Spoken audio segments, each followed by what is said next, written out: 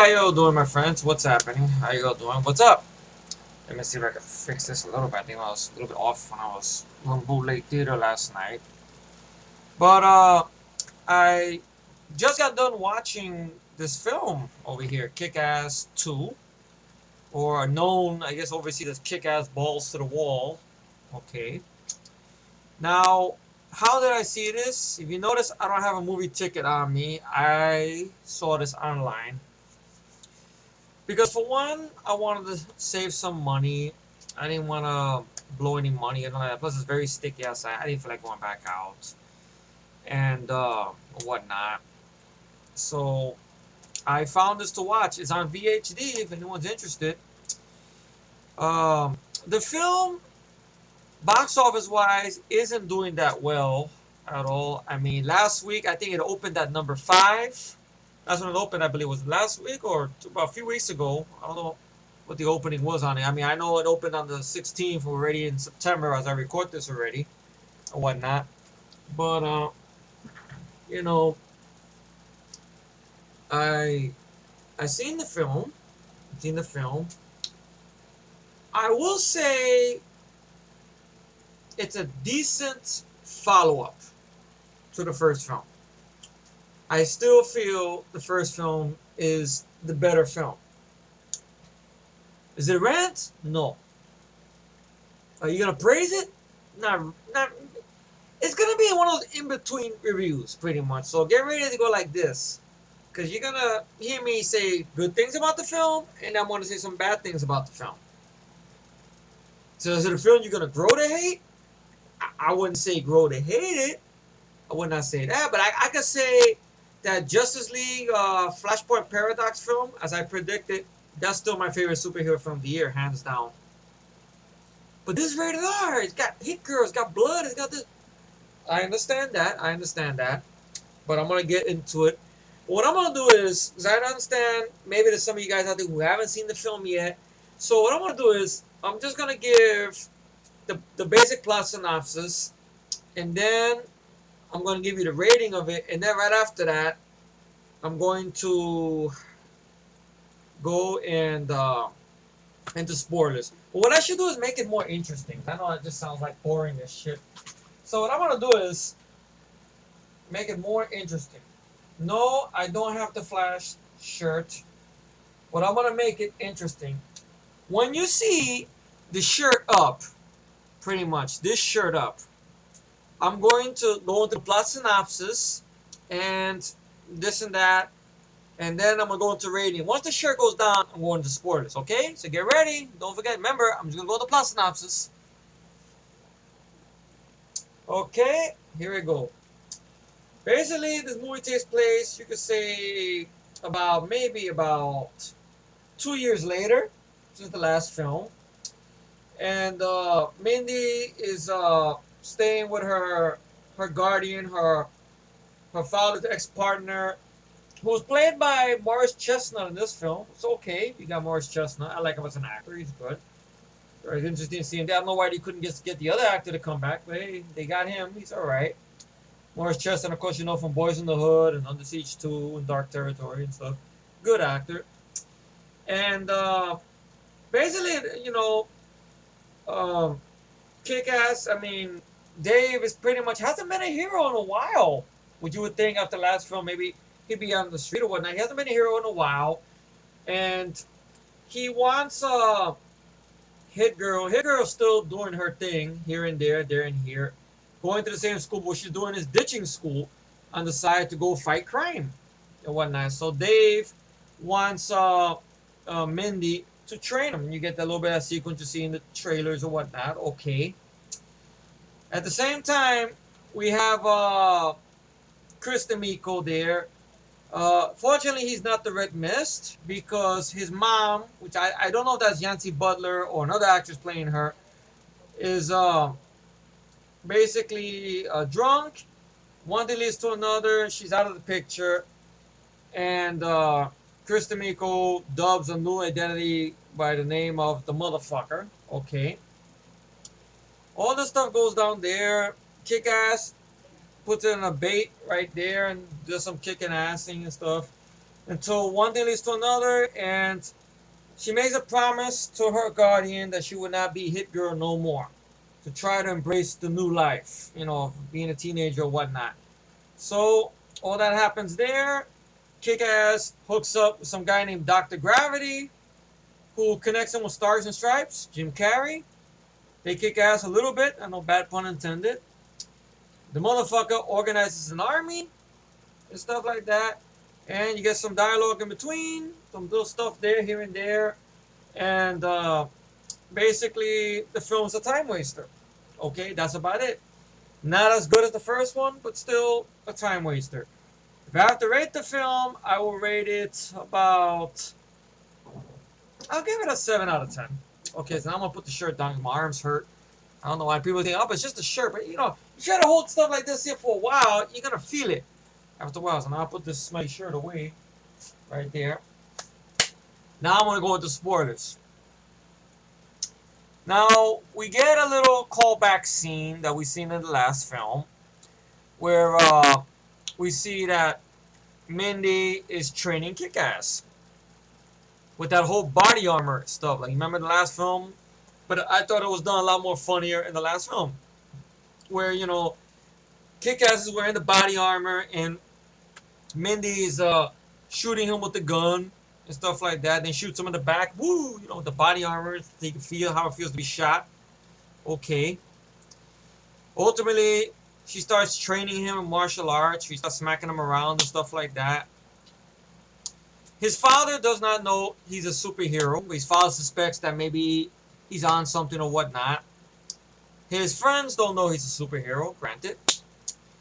One thing leads to another, and ultimately, Mindy decides to dress him up as bait to lure some muggers into the alleyway and stuff. And he holds his own, granted, not bad.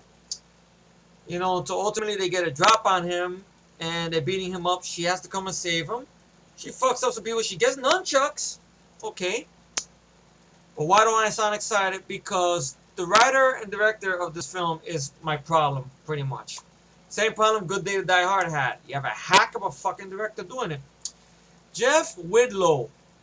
Jeff Widlow sounds familiar because Jeff Widlow is the writer and director behind Never Back Down. And thanks to Matty Vaughn, because Matty Vaughn produced his Lone Jane Goldman, they might be giving him X-Force. Fox are planning to do an X-Force film, and they want to give this guy that. I don't know what it is that when you got to get a director of a movie like Kick-Ass, you want to give him something with X-Men franchise. I don't know why.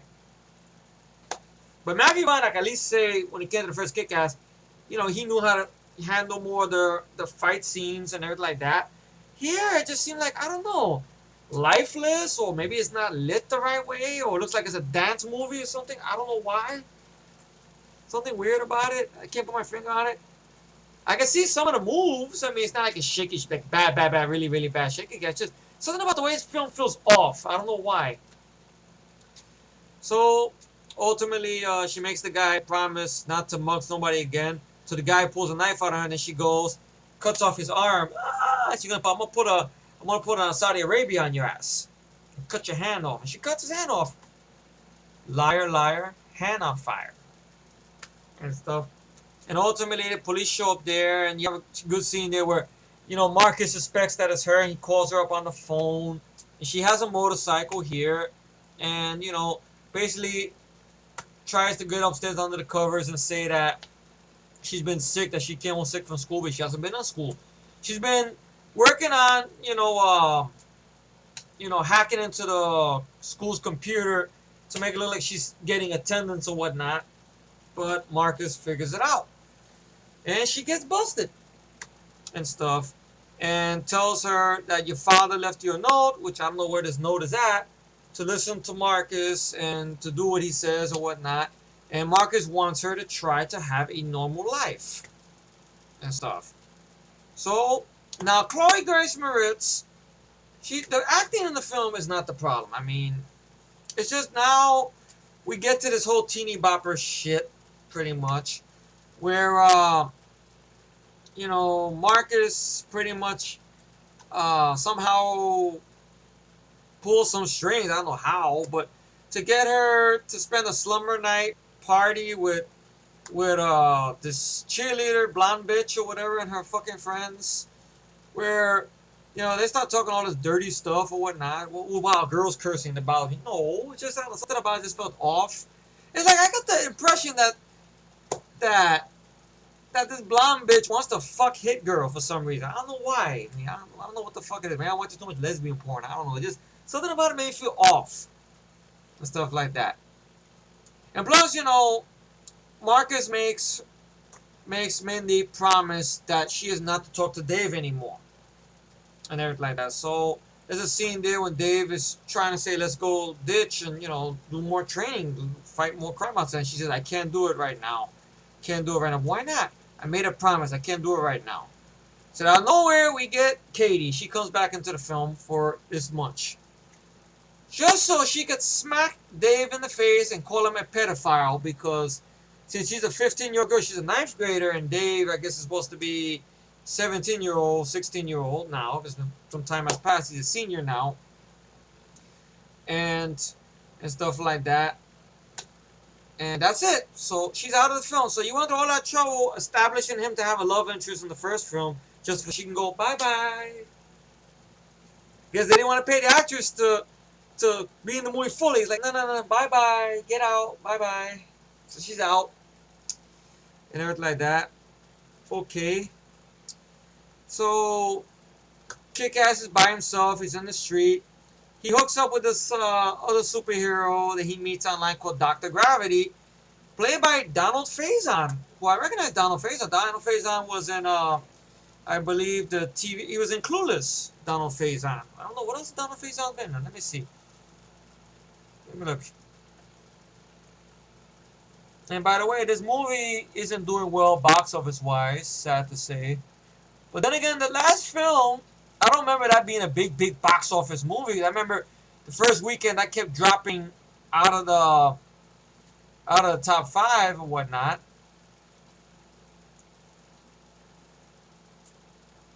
Well, he's a voice actor on that TV series Tron Uprising, which I haven't wasted my time seeing.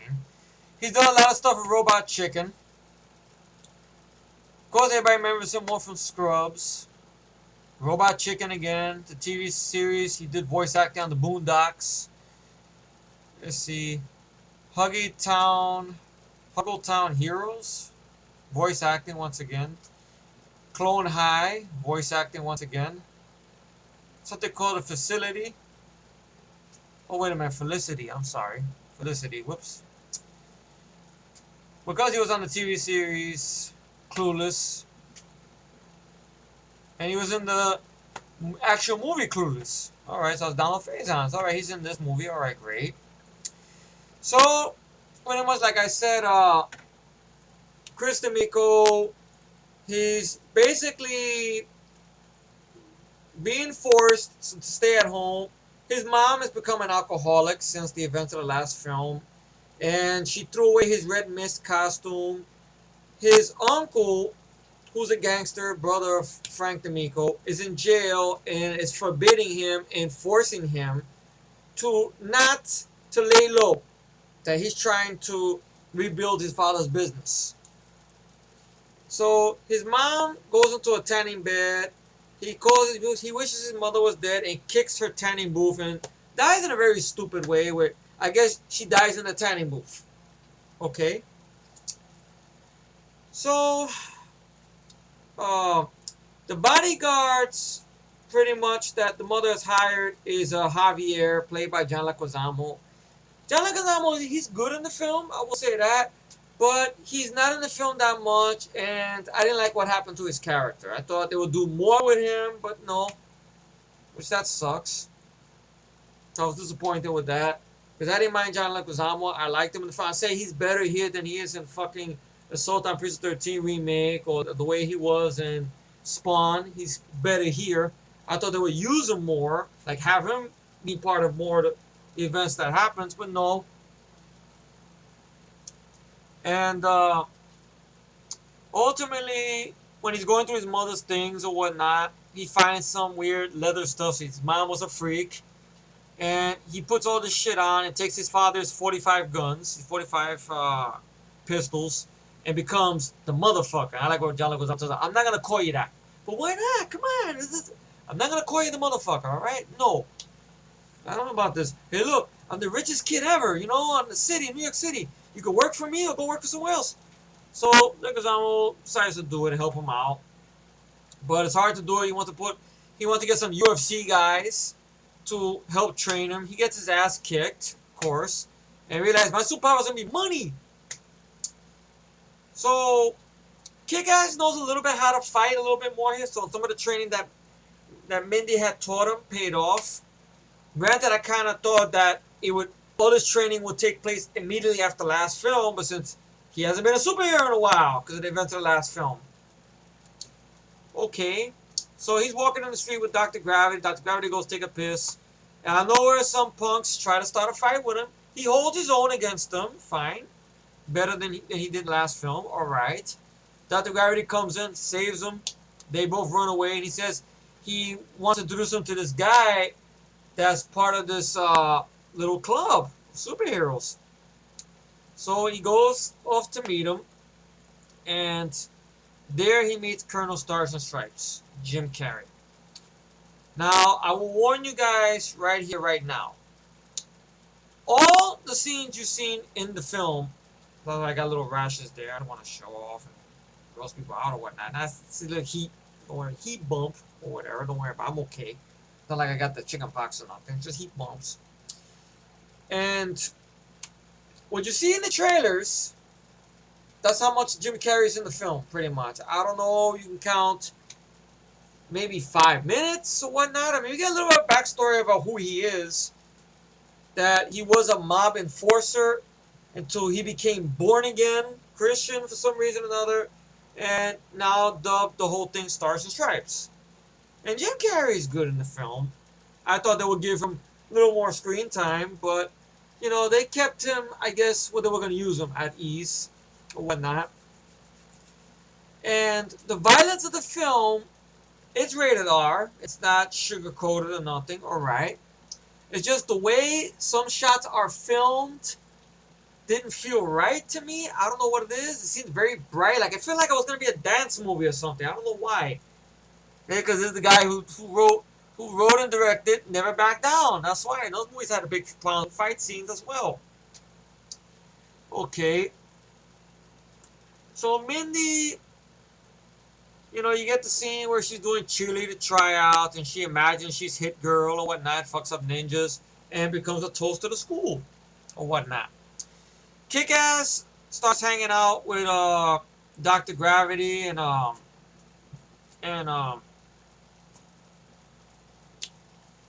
you got these other people there. You got, of course, Dr. Gravity, Stars and Stripes leader, and this other girl, which I know the actress looked familiar. I'm like, I seen her somewhere before. Where the fuck did I see her? You have this character named Night Bitch. I'm not lying. That's her character's name, Night Bitch. Who played by Lindy Booth. Lindy Booth, you remember? Remember? She was in Dawn of the Dead remake. She was the same red-headed bitch. I don't know, bad pun intended. I know. The red-headed girl who her father is Matt Fuhrer, the one who turned into a zombie and Big Brains had to put him down. And the one that had the fucking dog that she had to go in there and she got some people killed, or the guy because they had to go rescue her fucking dog. That's Lindy Booth. And she was good in the film. It's nice to see she's gotten a little better with the acting since fucking Dawn of the Dead remake. Alright. I didn't mind her in the film. Granted, there's really not much to her, to be honest. We get a little bit of a backstory that she became a superhero because her sister was found dead and raped in a back alley dumpster or something like that. Alright. Which, I don't know. I thought the whole point of the Kick-Ass movie was supposed to be not to go with the cliches. But it seemed like, I don't know, Jeff Whitlow threw that out the window, I guess. Alright. Sound like you're hating on it. No, I'm not. Let me finish, please. You have these other people called, I guess Tommy's parents is basically this mom and dad, which their son was missing and never found. and they wear these little weird masks, and they wear pictures of their son's face on the shirt, which defeats the purpose of having a secret identity, because you like they're gonna know who that kid is. They're gonna look it up in Google, find out who the parents is, and that's it, your ass. And we find out also that uh, Dave's friends have uh, have made a comeback into the film. Marty and Todd, the actors come back. Marty, Clark, Duke. Who Clark Duke, you might remember, was also in Hot Tub Time Machine, if I'm not mistaken. And Todd, played by Angus Pugh. But that name sounds familiar. Augustus Pugh. I'm sorry. Yeah. Which they don't say where the fuck is he from or whatnot. He was in that movie Charlie St. Cloud. That TV series The Village. Well, I guess that's it, pretty much. Oh well. Big fucking deal. Wibbity doo. So he's at the meeting and he sees this guy dressed in a costume known as Battle Guy, which you could say is sort of a take on Captain America. It's like he's wearing a Captain America helmet like he wore in the first Captain America movie with his shield. And Dave realizes it's Marty. So Marty, his buddy, is becoming a superhero. Okay. So basically, the whole thing with Stars and Stripes, he don't want to take lives. He just wants to kick ass, literally, or whatnot. So you get a little bit of the scene there, like you see in the fucking trailer when he fucks up the big Asian guy, because this guy is pretty much doing like a lot of slave trafficking with these women overseas and whatnot. So Stars and Stripes comes in there with his baseball bat, fucks them up a little bit, and everything like that. And you get the dog. You got a dog on your balls. Okay, great. And best part is have fun. Because if you're not having fun, what's the point? So, I like the Jim Carrey. They don't use Jim Carrey as much as they use Nick Cage. Oh, by the way, they lied to us. You remember they had this whole story about Nick Cage gonna make a cameo in the film or whatnot. He's gonna make a fucking cameo. No, he doesn't. Nick Cage is nowhere to be found in this film. They were talking about it's gonna be a cameo. No, it's not. They lied. Unless it got cut out, I don't know. So it cuts back. So she's going out on her first date with this football player guy in the middle of the woods, just so the blonde bitch girl Brooke could basically give her a big fuck you in front of everybody, calling her you're not gonna be with us. You're not a popular girl. You just one of them or whatnot. And all this other shit. So she's left alone in the woods. And we'll have to walk back home.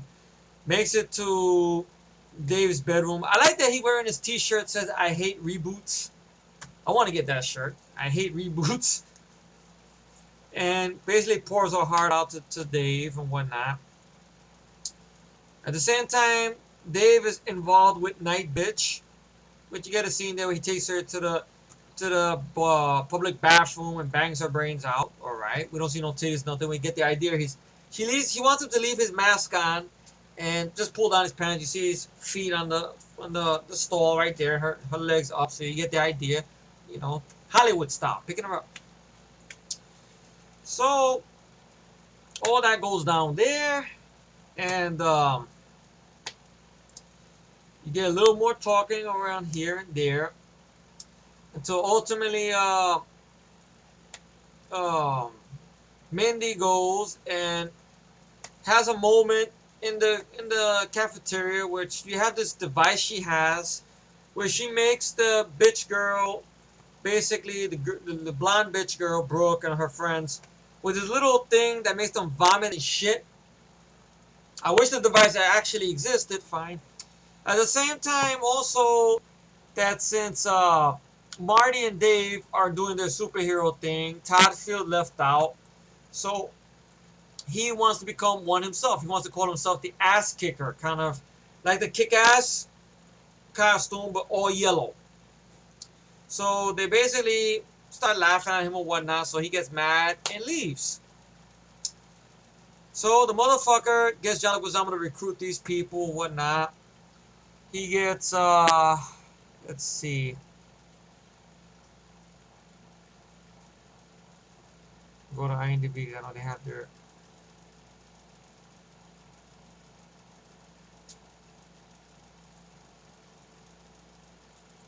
He gets one of the guys he was sparring with, Black Death.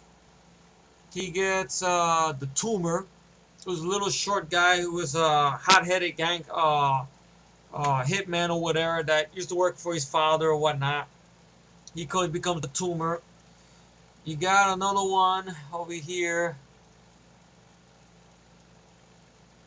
All right.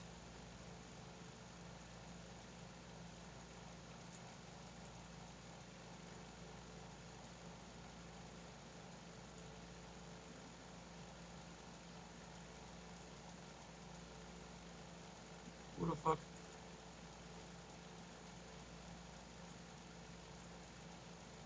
Sorry, I'm looking over here to find out what the fuck is.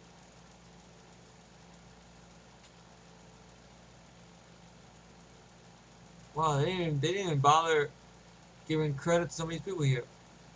Shit. Alright. Yeah, Genghis Carnage, who's his ex triad hitman. Alright. And of course you got Mother Russia, who's played by Olga Glunglina, who's a Russian female bodybuilder. Alright. I do remember at one point there was talk of Gina Carano doing it, which I would like to see Gina Carano do it. But they went with it unknown because I figured Gina Carano's going to want money probably. Because maybe she committed to Fast 6. Maybe that's why they didn't get her, which is too bad. I would like to see her in the role. But the lady they got did a good job. She was an intimidating presence. So basically, he fixes this team together. Of course, you have a scene there, which I didn't like, where Uncle Ralph, who's the uncle of Chris D'Amico, wants to see him in visiting hours in prison. And he goes in there and he basically tells him, look, this thing with this punk, you're going to forget about it. You're going to go to college. You're going to get down with your life. He goes, you can't tell me what to do. You understand? He killed my father. You don't worry about that. He's a punk. You don't worry about that, all right? You're going to forget about it. He goes, you can't tell me what to do. I'm a villain. Oh, yeah? You want to see evil? I'll show you evil. Give him the phone. I'm the motherfucker. Yeah. They start laughing at him. They don't want to take him seriously. Look, you're a kid. So give him the phone. And ultimately, it's John Leguizamo's phone. You have John Leguizamo there, and out of nowhere, basically, Uncle Ralph's hitman stabbed John Leguizamo in the throat. And he's got to listen to it. And Chris D'Amico's got to listen to him die right there. Now, does Uncle Ralph get any comeuppance for this? No. I'm glad you showed me that. Because now I know what I'm going to do. Let this go. Go to college. Move on with this. So, he walks away. We don't see Uncle Ralph again. No comeuppance. So, basically, Dave's dad suspects he's on drugs. He looks through his room and finds his kick-ass costume. They have an argument there. Basically, he says that he wants to matter. He wants to do something in the world. Oh, but I think that you'd be this stupid. How am I stupid for doing this, that? So he basically packs his clothes and leaves his father's house. And I don't know how they find out, but I guess they did since, you know, Jim Carrey's character has a website so they could trace this shit. So the motherfucker and his goons come into Jim Carrey's hideout and they fuck him up, trash his place a little bit, and Mother Russia snaps his neck with her legs. It's not as exciting as I'm making it sound like you've seen GoldenEye. Just a little snap, quick snap. You know, Nicolas Cage's moment, I think, was more effective. It drew you in more. This is like, you gotta give it to him. That's basically what it is. So, Dave wants to find out who the motherfucker is. Because he doesn't know it's Chris D'Amico. And stuff. He thinks Red Mist is out of the picture. Because remember, his mom threw away his costume. Or whatnot. Okay. So, all that goes on there.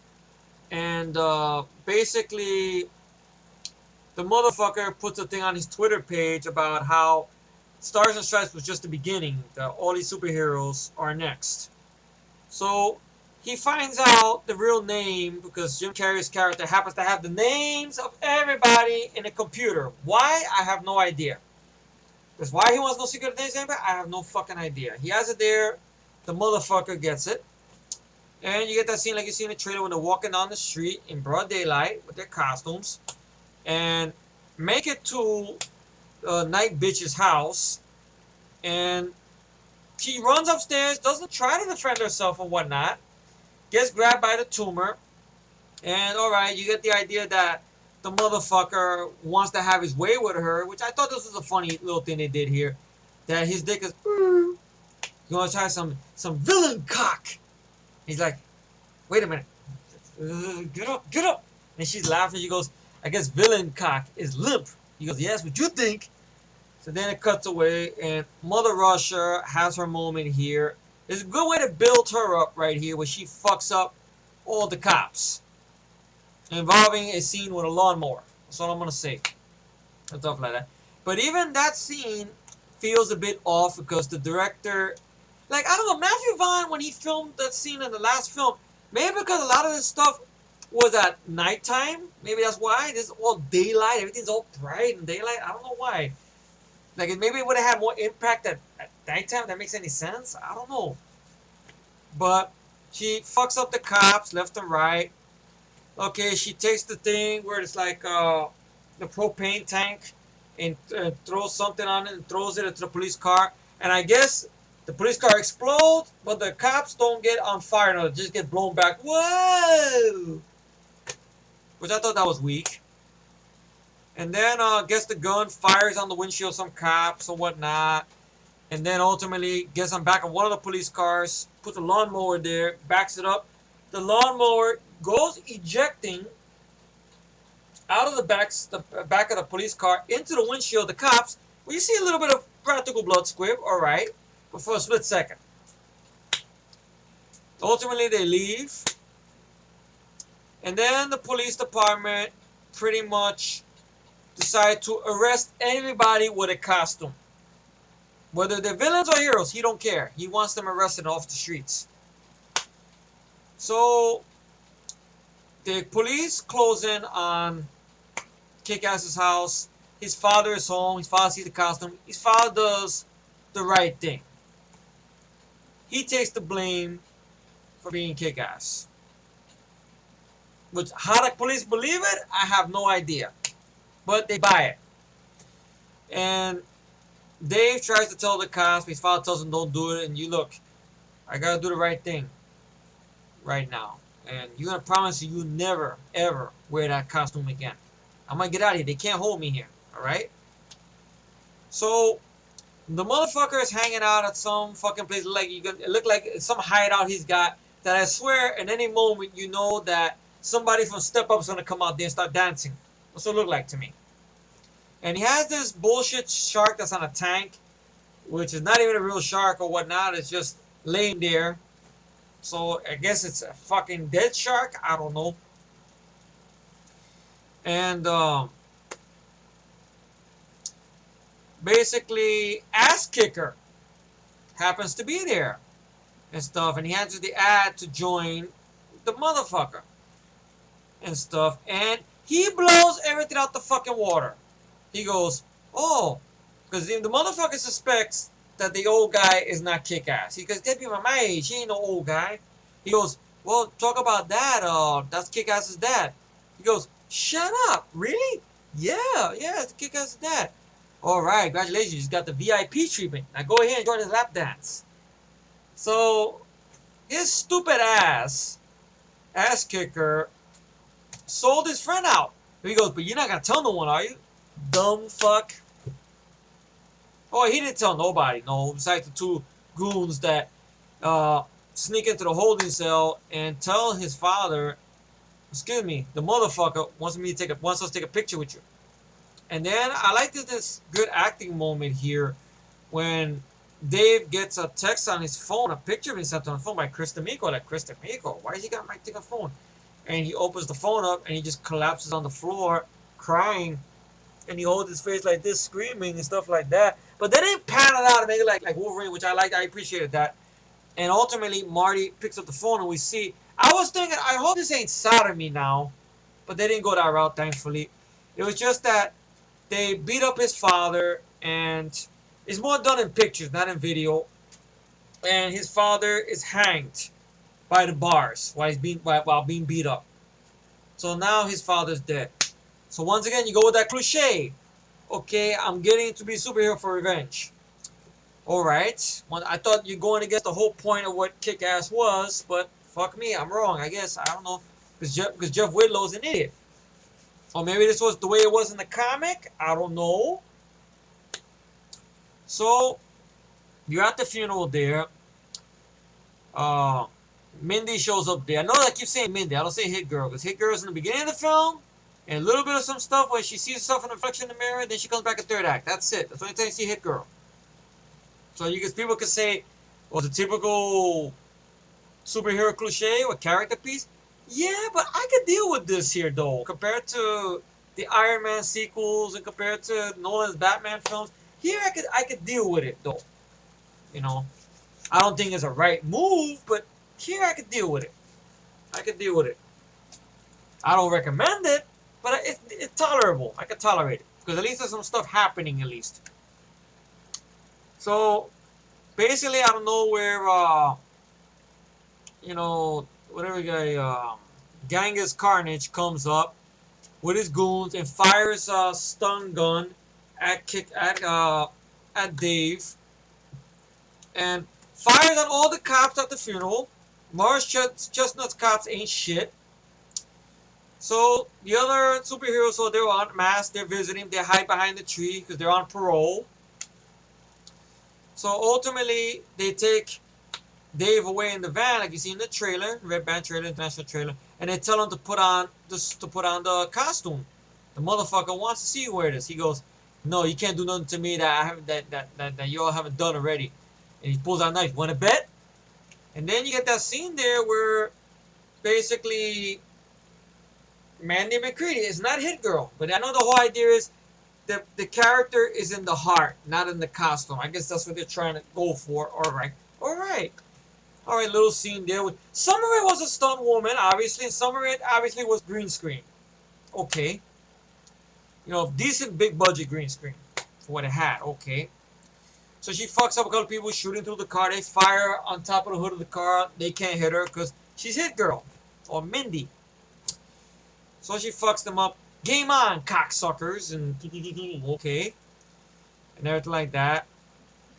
Ultimately, goes in there and fucks up one guy, knocks one guy out during the middle of the car's driving, and somebody gets ran over. Okay, look like a practical effect. All right, didn't look like CGI. All right, granted. So the tumor is driving, and she gets the tumor at gunpoint, and they tell her, "Tell me where the motherfucker is." Suck my dick. You're gonna eat your dick. We're gonna make you eat your dick.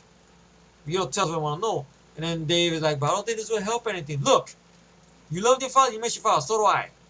I miss my father as well. Now we gotta do this. This has to be done."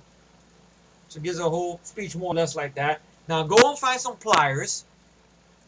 Oh, you really gonna make me do that? And then he looks at it. Well, like Dave looks at him. Yeah, obviously. And ultimately, he puts out a whole a call to all superheroes to come meet at this place where the motherfucker is at or whatnot, where the step up standoff takes place at or whatnot, dance off takes place at or whatnot. And you had this thing early on in the film, like where they try to play the whole thing with Mindy developing teenage girl feelings for guys or whatnot, and everything, like the whole thing with like when she's hanging out with the blonde bitch at the sleepover or whatnot, they're showing her this music video, which it might as well be Justin Bieber, but it's not Justin Bieber. It's something called Union J, which you might as well call it Justin Bieber because it's just sucky music, just like Justin Bieber's music. And they play with this whole thing, like, oh, she's getting weak by the knees type of thing. It's like, oh wow, she's becoming aroused. So they're really playing that whole, you know, little girl becoming a teenage girl type of vibe. They're playing with that. And you see a scene there where she's staring at, because you see she still has a crush on Dave a little bit. All right, granted. And she's looking at him, and Aaron Johnson looked like he worked out a lot. Okay, because you see a little training montage where he's doing chin-ups and everything. Okay, cool. One-arm chin-ups, pull-ups, you could say. I guess doing the pull-ups. And all that's happening there, and you get to the climax, which he calls out Chris D'Amico, and out of nowhere, all bunch of superheroes show up, and you get a face-off. Now, I will say here, the fight between Christopher Plazas and Aaron Johnson is improved. Granted, it's not stupid shit like both of them knocking each other out, even though they really don't give what do you call it, really motherfucker any standout fight moments or whatnot. And everybody's fucking everybody up. There's a scene, the little one before that, I got ahead of myself, that Lindy Booth is at the hospital. She got the big knot on her face, so we get the idea she was beaten up. And she doesn't want to wear the costume no more. Dave goes see her at the hospital. But she comes in the third act, okay, and helps out, which is great. I think the name of the group that Stars and Stripes had was called Justice Forever. Dr. Gravity comes in there with his bat with a blade on it, fucks up some bad guys, alright. And, of course, battle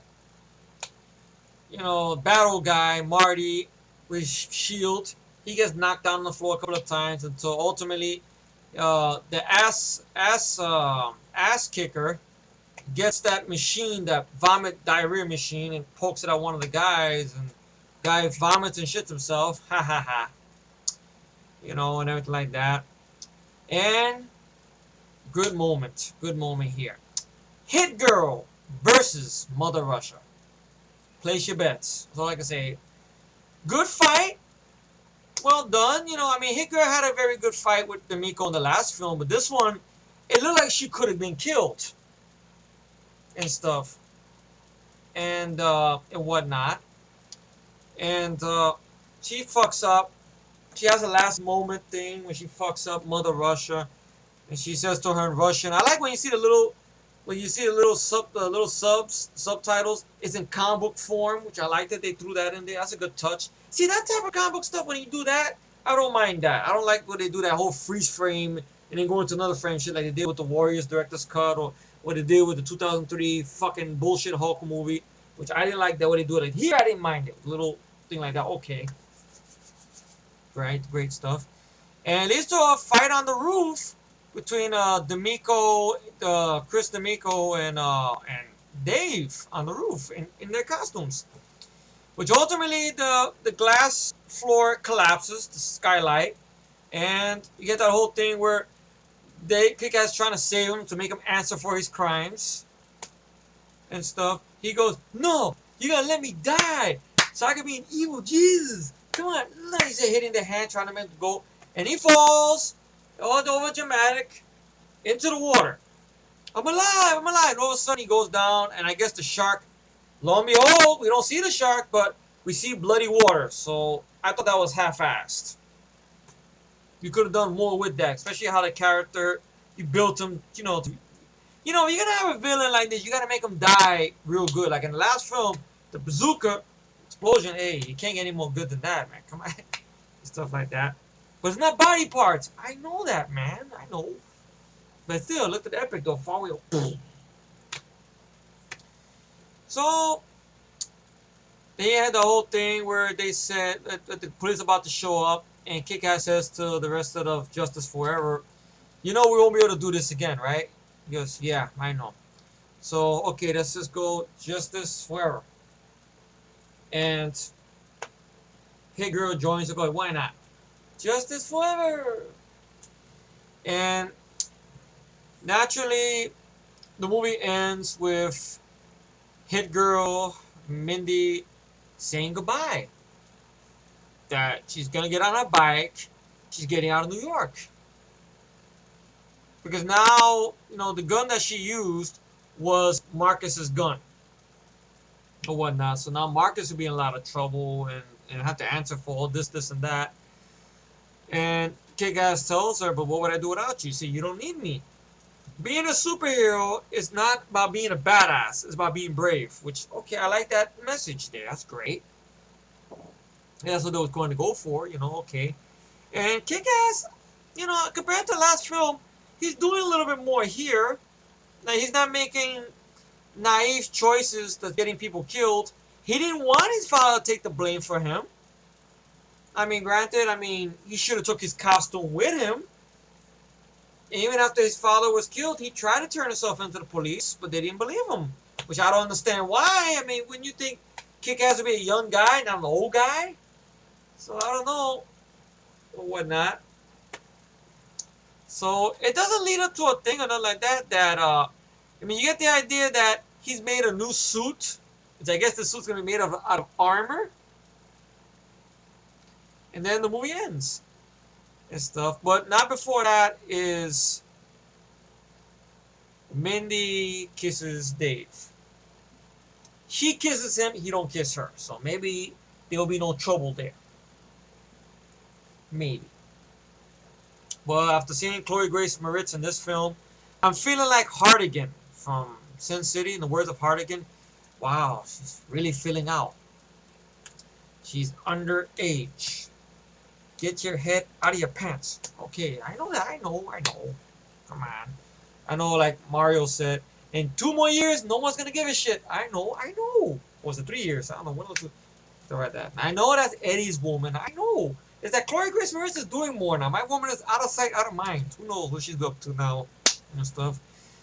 But problem I have with the film is I felt the comeuppance to the motherfucker could have been better.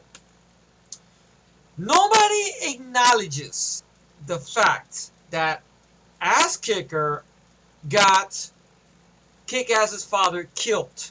And almost could have got Kick-Ass killed. At all. That's my biggest bone I have to pick with the film. Nobody acknowledges that shit. It was your fault. Your stupid ass got your friend's dad killed. Granted. Like, characters, okay, make other dumb decisions. Like, Stars and Stripes, being dumb enough to have in his computer the names, or at least the name of Lenny Booth's character in a computer. Why? I have no fucking idea. Alright. The whole thing with the Mindy, trying to fit in thing, they didn't spend that much time on it, though, as I thought they were going to do. And stuff like that. But I guess that's the whole idea. Like, Chloe Grace Moretz warned people, don't expect a lot of Hit Girl. She warned everybody. So I knew that warning going in. But I was worried about how far they would push it. But they didn't go that much into it. It's just a matter of her keeping the promise. And stuff. And everything like that. And whatnot. So I guess there is talks. I don't know if it's still going to happen. That they want to give Hit Girl her own movie. Which I'm for that. Get Michael Davis to write and direct it, though. Because he's the one that can handle that type of humor and violence, though. Look at Shoot 'em Up. You don't believe me. Yo, give her own film. And stuff. But I don't know if that's going to happen. Because this movie, I don't know the box office numbers on it. But the budget of it is $28 million. $28 million. And let's see. The score is not as memorable as the one there. Like, they didn't really use that much score, to be honest. The budget is $28 million. An opening weekend only made 13, and it grossed over 24. So it's, I guess, not doing well in the box office as Universal planned it to be. Everybody's going to check out The Butler. They're going to watch that. I think that's what's making all the money, pretty much, The Butler. And We're the Millers, that Jennifer Aniston movie. So I guess you could say, you could chalk it up to R-rated superhero movies aren't making money. Look at last year's Dredd. I could say Dredd is better than this film. I will say that. But my problems with the film, Some of the action scenes with the way they're shot feel funny. I don't know what it is. It's like it's too bright and stuff like that. Uh, the whole thing, I didn't like what it is. John Leguizamo's character, I thought they could make him participate more in the film. You know, I didn't like that fact. Or the fact that the motherfucker, since he's admitted he's friends with John Leguizamo's character. He's the one that helped assemble his team of villains, get him his talent together and whatnot. And the fact that his uncle kills him just to prove a fucking point, and how the motherfucker doesn't do shit about it. Or the other fact that the whole thing about how ass kicker goes.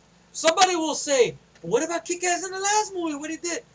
Granted, but at least in the third act, I bought him making up for it though. And thankfully they didn't let him do the same thing here. Or whatnot. And stuff. And of course the meaning of the film, that being a hero is about sacrifices. And stuff like that. It's not just, oh, put on the costume, run out, and kick ass. But I had to throw that in there. Come on, give me a break. But there was more to it. So I like the message it was trying to put there. I didn't think it was going like this. You know, not like that. I just think this film could have benefited from a better fucking director. I don't know what the fuck is Matthew Vaughn's problem. Because why? He figured he caught so much bullshit about the last film and everything like that. Like, I just want to come as a producer and go back to sucking Bryan Singer's cock. That's probably what it is. Or having his, or tossing the salad of Bryan Singer. He'd rather just put his face in between Bryan Singer's butt cheeks and shit like that and give mouth to ass resuscitation, then go back to the film he started in, the film that helped make him. If it wasn't for a kick-ass, he would not get fucking first class of bullshit and everything like that. So I think it's a decent sequel. I still say Justice League Flashpoint Paradox is better than this film. That's hard for me to admit, despite that this film is an R-rated film as live action. But that PG-13, I mean, I don't know, something about the animation made it feel more and more visceral. I don't know why and stuff. But there's a decent sequel. Maybe I'll put in the bottom. Decent sequel, pretty much. It's not a sequel that gets you mad, but there's some stuff I didn't like in there, to be honest. You know, like the fact of nobody acknowledges that ass kicker got Kick-Ass's father killed.